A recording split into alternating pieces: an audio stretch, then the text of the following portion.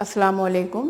मैं डॉक्टर शाहीन अफरोज़ अपने चैनल में आपका बहुत बहुत इस्तकबाल करती हूँ। आज हम सबक नंबर 9 बड़े बोल का सर नीचा पढ़ने जा रहे हैं। मैं इस सबक का एक्सप्लेनेशन आपको समझाऊंगी, उसके बाद इसके नोट्स आपको लिखवाऊंगी। आप इस चैनल को सब्सक्राइब करना और लाइक करना मत भूलिए। ये सबक एक अफसाना है, बड़े बोल का सर नीचा। इसके मुसन्निफ़ हैं अज़ीम करेवी। इस सबक में उन्होंने बड़े बोल के बारे में बताया है कि इंसान को जो है अपने बड़े बोल से परहेज़ करना चाहिए और बड़े बोल कभी भी नहीं बोलना चाहिए। इस सबक में सेठ सरजूमल आगरे के एक बहुत बड़े सेठ थे और उनका इकलौता बेटा था पूरनमल। वो अंग्रेज़ी पढ़ना चाहता था, लेकिन जो सेठ जी थे वो चाहते थे कि उनका बेटा हिंदी पढ़ ले और थोड़ी बहुत महाजनी सीख ले। लेकिन पूरनमल को अंग्रेज़ी पढ़ने का शौक़ था और वो पढ़ते पढ़ते FA तक पहुंच गया। जब FA पास कर लिया तो उसके दोस्तों ने उसे मशवरा दिया कि तुम्हें अमेरिका जाके आगे पढ़ाई करनी चाहिए। अगर तुम अमेरिका जाके आगे पढ़ाई नहीं करोगे तो तरक्की नहीं कर सकते। अगर तुम्हें दुनिया में कुछ करना है और तरक्की करनी है तो तुम्हें अमेरिका जाके, यूरोप जाके आगे पढ़ाई करनी चाहिए। लेकिन सेठ जी इस बात के लिए राज़ी नहीं थे। पूरनमल उनका इकलौता बेटा था। पूरनमल ने खाना पीना बंद कर दिया। जब सेठ जी को लगा कि बच्चा ज़िद कर रहा है और किसी तरह मानने के लिए तैयार नहीं है, तो सेठ जी भी राज़ी हो गए और अमेरिका भेज दिया। अमेरिका जाने के बाद पूरनमल ने शिकागो यूनिवर्सिटी के अंदर दाखिला ले लिया। अमेरिका की तो बात ही निराली है। हिंदुस्तान का तहज़ीब और अमेरिका की तहज़ीब में ज़मीन आसमान का फ़र्क है। अमेरिका में ऊंच नीच का कोई भाव नहीं होता है। वहाँ दिन भर गली गली दिया सलाई बेचने वाला इंसान भी, लोगों के घरों में बर्तन मांजने वाला इंसान भी जो है शाम को अच्छे कपड़े पहनकर क्लब जा सकता है और वहाँ बड़े से बड़ा अफसर भी उसे हिकारत की निगाह से नहीं देख सकता है। पूरनमल भी एक दिन तैयार होके शाम को क्लब पहुँच गया। जब वो क्लब में पहुँचा तो उसने देखा कि सभी लोग उसको देखकर मुस्कुरा रहे हैं। वो समझ गया कि कुछ ना कुछ उससे गलती हुई है जिससे लोग उसे देखकर उसका मजाक उड़ा रहे हैं। वहीं पर ही उसका एक हम मकतब दोस्त हरीश भी मौजूद था। हरीश ने जब उसे देखा तो उसने कहा कि आप जो ये सूट पहन कर आए हैं ये बहुत अच्छा है, लेकिन जो है इस वक्त आपको काले कलर का सूट पहनकर आना चाहिए था। पूरनमल जो है चाइना सिल्क का बहुत बढ़िया बेहतरीन सूट पहनकर गया था। हरीश की बात सुनकर हरीश ने कहा कि मेरे पास एक और सूट तैयार है, आप चलिए और ड्रेसिंग रूम में जाकर इस सूट को बदल लीजिए। हरीश की बात सुनकर पूरनमल उससे बहुत खफा हो गया और उसने सोचा कि हरीश भी उसका मजाक उड़ा रहा है, तो वो नाराज़ हो गया और हरीश से कहने लगा कि तुम क्या जानो मेरे उस सूट की कीमत, कि मेरा ये सूट कितना कीमती है। तुम तो दिन रात जो है होटलों में बर्तन मांजकर अपनी बसर औकात करते हो और अपनी ज़िंदगी का गुजारा करते हो। हरीश भी वहीं पर अमेरिका में रहता था और जो है होटलों में बर्तन मांजकर वो अपनी पढ़ाई करता था और कॉलेज में पढ़ता था। लेकिन जब पूरनमल की ये बात उसने सुनी तो उसको भी बहुत नागवार गुज़रा। वो कहने लगा कि मैं अपने काम के लिए, अपने खर्चे के लिए किसी का मोहताज नहीं हूँ। मैं अपना खर्चा खुद उठा सकता हूँ। तुम अपने खर्चे के लिए दूसरों के मोहताज हो, तुम अपने वालिद के मोहताज हो और तुम्हें उनसे पैसे मंगवाने पड़ते हैं, उनसे पैसे लेने पड़ते हैं। पिदरम सुल्तान बूद, उसने एक कहावत बोली जो एक फ़ारसी की कहावत है कि मेरा बाप सुल्तान है। उसने कहा कि तुम अपने वालिद के मोहताज हो, लेकिन मैं जो है अपना मेहनत करके जो है अपनी पढ़ाई करता हूँ और मैं किसी का मोहताज नहीं हूँ। इस तरह अमेरिका में उसके दिन रात ऐशो आराम से गुज़रने लगे। जब पूरनमल अपनी पढ़ाई ख़त्म करके आगरा वापस लौटा तो उसके वालिद का इंतकाल हो चुका था और सारी जिम्मेदारी पूरनमल पर आ चुकी थी। उसने जो है अभी तक ऐशो आराम की ज़िंदगी गुजारी थी। उसने यहाँ आने के बाद जब देखा कि उसका सारा बिज़नेस उसके सर आ पड़ा है, उसके वालिद का खर्चा तो बहुत कम था और आमदनी बहुत ज़्यादा, उन्होंने बहुत कमाई और बहुत पैसा बचाकर अपने बेटे के लिए रखा था। लेकिन जब पूरनमल यहाँ आया तो जब उसने देखा कि सारी जिम्मेदारी उसके ऊपर आ गई है तो उसने अपने एक दोस्त को मैनेजर रख लिया और सारी जिम्मेदारी उसके ऊपर दे दी और वो ही इसका सारा बिजनेस और कारोबार को संभालने लगा। और पूरनमल जो है ऊटी, दार्जिलिंग, शिमला जो घूमने फिरने में इसका दिन गुजरने लगा और जो है बड़े बड़े लोगों से मुलाकात करने लगा और अपना पूरा ज़िंदगी ऐशो आराम के साथ गुजारने लगा। लेकिन जमा किया असासा ख़जाना कब तक चल सकता था। धीरे धीरे इसकी आमदनी कम होती चली गई और ख़र्चे बढ़ते चले गए और वालिद की जमा पूंजी सारी ख़त्म हो गई। एक दिन ये हाल हो गया कि जिस आगरा शहर में वो सेठ के नाम से मशहूर था, आज वहीं जो है उसके पास कुछ नहीं बचा था। उसने सोचा अब मुझे आगरा छोड़कर किसी दूसरे शहर में जाकर किस्मत आजमानी चाहिए और वो कानपुर के लिए रवाना हो गया।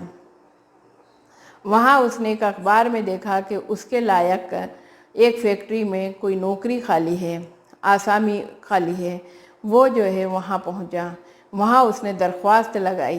दरख्वास्त लगाने के बाद फैक्ट्री के मैनेजर ने उसे तलब किया।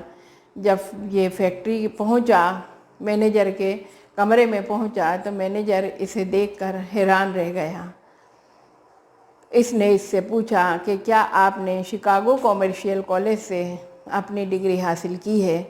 तो पूरनमल बड़े फ़ख्र के साथ कहने लगा कि जी हाँ, मैंने 2 साल वहाँ पे रहकर जो है चमड़े का काम बड़े खूबी के साथ सीखा है। मैनेजर ने बोला कि आपने वहाँ से बहुत कुछ सीखा है, लेकिन आप अपने हम मकतब दोस्त हरीश को भूल गए। और हरीश जो है अपनी सीट छोड़कर खड़ा हो गया और इससे हाथ आगे बढ़ाया मिलाने के लिए। पूरनमल उसे देखकर हैरान रह गया कि जिस हरीश को उसने बुरी तरह होटल के अंदर फटकारा था, बेइज्जत किया था, आज वही हरीश उसके सामने खड़ा था। हरीश ने उसे बैठने का इशारा किया और बोला कि आपके वालिद तो बहुत बड़े जागीरदार थे और आप आगरे के सेठ पूरनमल हो और आज आप इस हालात में मेरे सामने हो, क्या वजह है? उसके आंखों में आंसू आ गए और वो अपना कुछ जवाब नहीं दे पाया और कहने लगा कि मैं किसी ज़माने में आगरे का सेठ पूरनमल ही हूँ और किसी ज़माने में मेरे वालिद ने बहुत ख़जाना मेरे लिए जमा किया था, लेकिन ऐशो आराम की वजह से सब कुछ ख़त्म हो गया और आज मेरे दोस्त मेरे पास ये हालात हैं कि आज मेरे पास खाने के लिए भी कुछ नहीं है। और उसने कहा कि इस तरह जो है बड़े बोल का सर नीचा हुआ और आज मैं जो है तुम्हारे सामने बैठा हूँ। और उसकी आंखों से ज़ारो कतार आंसू बहने लगे। तो इस तरह बच्चों आपने समझा कि इस अफसाने में जो है बड़े बोल का सर किस तरह नीचा हुआ कि वो पूरनमल जो अपने वालिद की दौलत पर फूले नहीं समाता था, घमंड में चूर रहता था और ऐशो आराम में उसने ज़िंदगी गुजारी थी। और वो हरीश की जो एक गरीब दोस्त था उसकी बेइज्जती करी थी, उसको बुरी तरह फटकारा था, आज वही हरीश उसके सामने उसका मैनेजर बन के बैठा था और ये उससे नौकरी मांगने गया। इसलिए हमें कभी भी बड़ा बोल नहीं बोलना चाहिए और बड़े बोल से हमेशा बचे रहना चाहिए।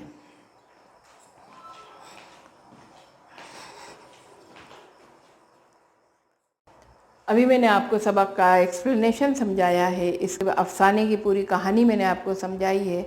अब मैं इसकी आपको समरी लिखवाने जा रही हूँ, इससे पूरा सबक आपको अच्छी तरीके से याद हो जाएगा। फर्स्ट पॉइंट है, पूरनमल आगरे के सेठ सरजूमल का इकलौता बेटा था। ये चीज़ आपको ध्यान रखनी है कि पूरनमल सरजूमल का बेटा था। पूरनमल अमेरिका पढ़ने गया और वहाँ पे उसने शिकागो कॉमर्शियल कॉलेज में दाखिला ले लिया। अमेरिका में ऊंच नीच का कोई सवाल नहीं होता। नेक्स्ट पॉइंट है, दिन भर होटल में बर्तन मांजने वाला शाम को क्लब में जाता है और वहाँ आराम से अपनी शाम गुजार सकता है। बड़े से बड़ा अफसर भी उसको हिकारत की निगाह से नहीं देखता है, मतलब सब उसके साथ बराबरी का बर्ताव करते हैं। पूरनमल भी एक रात क्लब गया चाइना सिल्क का सूट पहनकर। जब वो अमेरिका पढ़ने गया तो वो भी जो है एक रात को क्लब में चला गया। उसको देखकर सब लोग मुस्कुराने लगे। इनको वीडियो को पॉज करिए और सारे पॉइंट कॉपी में नोट करते जाइए। नेक्स्ट पॉइंट है, क्लब में उसका एक पुराना दोस्त हरीश भी था जो बहुत अरसे से अमेरिका में ही रह रहा था और वहीं रहकर जो है पढ़ाई कर रहा था। नेक्स्ट, उसने पूरनमल की परेशानी को समझ लिया और उससे बोला, तुम इस वक्त काले रंग का सूट पहनकर आना चाहिए था। क्या कहा उसने कि तुम्हें इस वक्त क्या काले रंग का सूट पहनकर आना चाहिए था। मेरे पास दूसरा सूट है, तुम पहन लो। नेक्स्ट पॉइंट है, पूरनमल पहले ही गुस्से में था। वो हरीश की बात सुनकर बहुत नाराज़ हो गया और बोला, तुम मेरे इस कपड़े की कीमत नहीं जानते। अरे क्या हुआ कि पूरनमल जो है पहले ही सब लोग उसका मजाक बना रहे थे तो बड़ा गुस्से में था और वो हरीश के ऊपर झल्ला पड़ा और कहने लगा कि तुम मेरे इस महंगे कपड़े की कीमत या महंगे सूट की कीमत नहीं जानते हो। क्यों? क्योंकि पूरनमल ये जानता था कि हरीश रात में होटल में बर्तन मांजकर जो है अपनी ज़िंदगी गुजारता है, अपनी बसर औकात करता है। वीडियो को पॉज कर लीजिए और जो है सारे पॉइंट नोट कर लीजिए। नेक्स्ट पॉइंट है, उसने हरीश को बहुत फटकारा और कहा कि तुम होटलों में चाय की प्यालियाँ उठाया और धोया करते हो, तुम मेरी इस बेइज्जती को नहीं समझ सकते, मतलब मेरी इस हरकत को नहीं समझ सकते। हरीश को ये बात सुनकर गुस्सा आ गया और बोला, मैं अपने खर्च के लिए किसी का मोहताज नहीं हूँ। जब पूरनमल अपनी पढ़ाई पूरी करके आगरे आया तो उसके वालिद का इंतकाल हो चुका था। नेक्स्ट पॉइंट है, पूरनमल ने अपने कारोबार की देखभाल के लिए श्याम सुंदर जो उसका दोस्त था उसे मैनेजर रख लिया। क्यों? क्योंकि पूरनमल को तो ऐश आराम की ज़िंदगी गुजारने का बहुत ही शौक़ था। ये पॉज कर लीजिए वीडियो को और सारे पॉइंट नोट कर लीजिए। नेक्स्ट पॉइंट है, पूरनमल का ज़्यादातर वक्त नैनीताल, दार्जिलिंग, शिमला की सैरो सियासत में गुजरने लगा। धीरे धीरे उसकी सारी दौलत ख़त्म हो गई। नेक्स्ट है, और वो आगरे छोड़कर कानपुर चला आया। वहाँ एक चमड़े के कारखाने में नौकरी के लिए दरख्वास्त लगाई। नेक्स्ट पॉइंट है, जब नौकरी के लिए पूरनमल मैनेजर से मिलने कारखाने पहुँचा तो मैनेजर ने पूछा, आपने शिकागो कॉलेज में तालीम पाई है? पूरनमल बोला, मैंने 2 साल वहाँ रहकर चमड़े का काम सीखा है। नेक्स्ट पॉइंट है, मैनेजर बोला, आप अपने हम मकतब दोस्त हरीश को नहीं पहचाने? बच्चों इसको वीडियो को पॉज करिए और सारे पॉइंट नोट करिए।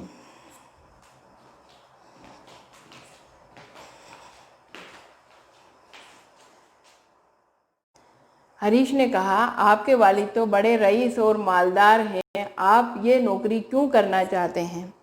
नेक्स्ट पॉइंट, पूरनमल का सर शर्म से झुक गया, आंखों से आंसू गिरने लगे। उसने कहा कि बड़े बोलकर सर नीचा हो गया। नेक्स्ट पॉइंट है, उसने कहा, मैं रईस ज़्यादा था पर आज मेरे घर में खाना खाने को भी कुछ नहीं है। इसलिए ये कहानी पूरी ख़त्म हो गई। मैंने आपको एक्सप्लेनेशन भी समझा दिया है और इसकी समरी भी मैंने आपको लिखा दी है। उम्मीद करती हूँ कि ये आपको अच्छी तरह समझ में आ गई होगी।